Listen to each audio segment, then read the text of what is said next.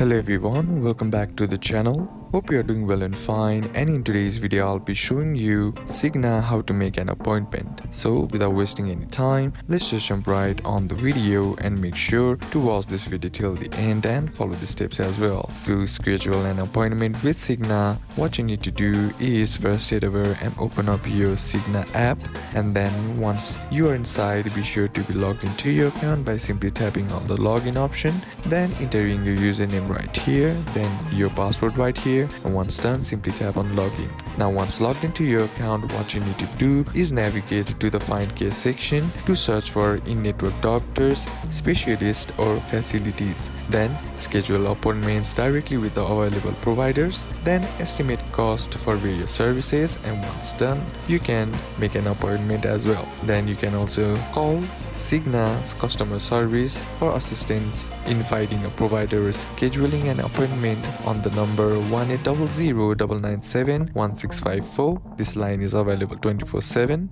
And then if you are enrolled in a specific plan, you can also call the number on your Cigna ID card for personalized support. So these are a couple of steps that you can apply, and that's it for today's video, guys. Hope this video was useful to you. Leave a like if it did, comment down any questions that you have, and see you soon on the next one.